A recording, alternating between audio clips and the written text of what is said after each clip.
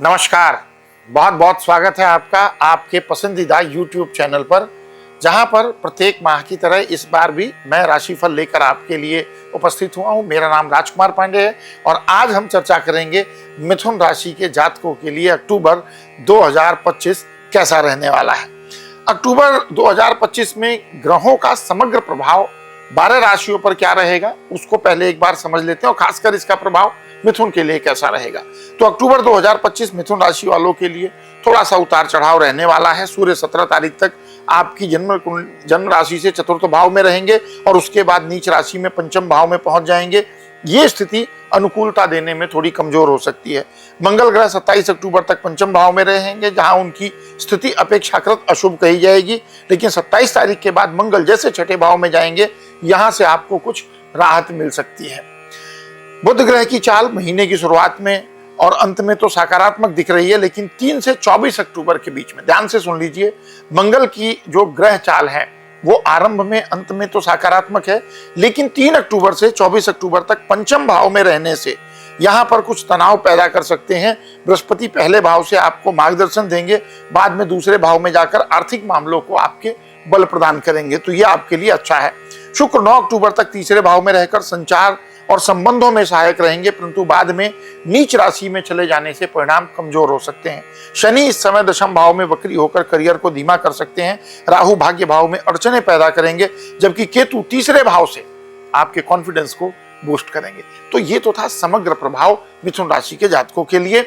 अब एक important information आपके लिए, यदि आप अपनी जन्म कुंडली पर मुझसे व्यक्तिगत रूप से चर्चा करना चाहते हैं, जन्म कुंडली का व्यक्तिगत रूप से विश्लेषण करवाना चाहते हैं, विवाह संबंधी कोई शंका है या कुंडली मैचिंग करवाना चाहते हैं, कोई भी कार्य है, तो आप अपने स्क्रीन पर फ्लैश हो रहे व्हाट्सएप नंबर पर मुझसे कनेक्ट हो सकते हैं। तो ये तो था ग्रहों का संपूर्ण प्रभाव। अब हम एक एक करके चर्चा करते हैं कि जीवन के विभिन्न क्षेत्रों में ये जो परिवर्तन हुए हैं ग्रहों के भीतर, इसका क्या प्रभाव पड़ेगा मिथुन राशि के जातकों पर। तो सबसे पहले हम करियर की बात करते हैं, क्योंकि करियर बहुत इंपॉर्टेंट है मनुष्य जीवन के लिए। करियर के दृष्टिकोण से यह महीना थोड़ा सा स्लो रह सकता है, यानी थोड़ा सा धीमा रह सकता है।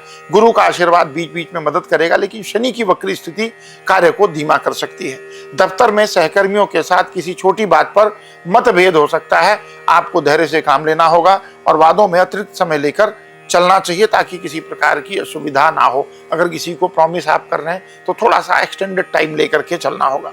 नौकरी पेशा लोगों को सलाह है कि किसी सहकर्मी के व्यवहार से तुरंत कोई रिएक्शन नहीं देना। किसी कुलीग ने कुछ बोला, आप इमीडिएट रिएक्शन मत दीजिए, थोड़ा सा शांत रहिए, समझदारी से स्थिति को संभालें। व्यापार करने वाले जातकों को निवेश सोच समझकर करना चाहिए। महीने का अंतिम हिस्सा कुछ राहत भरा रहेगा और अधूरे कार्य भी आपके पूरे हो सकते हैं। आर्थिक स्थिति की बात करते हैं, क्योंकि फाइनेंशियल स्टेटस अच्छा रहना जरूरी है। तो धन के लिहाज से अक्टूबर आपके लिए औसत रहने वाला है, खराब नहीं कहेंगे, औसत है। मंगल की वजह से आय तो होगी, लेकिन साथ ही में एक तरफ से आय, दूसरी तरफ से एक्सपेंस भी बढ़ेंगे। महीने के दूसरे हिस्से में बृहस्पति की कृपा से कुछ बचत के अवसर खुलेंगे। यह समय धन को सुरक्षित करने और योजनाबद्ध यानी प्लानिंग के साथ इन्वेस्टमेंट करने के लिए अच्छा रहेगा।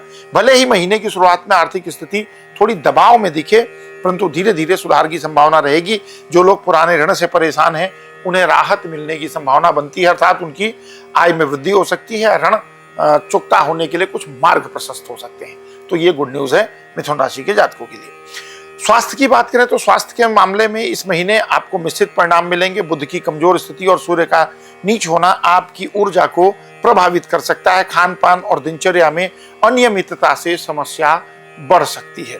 महीने का दूसरा हिस्सा तुलनात्मक रूप से बेहतर रहेगा। बृहस्पति का सहयोग मिलेगा तो आप स्वास्थ्य को संतुलित कर पाएंगे।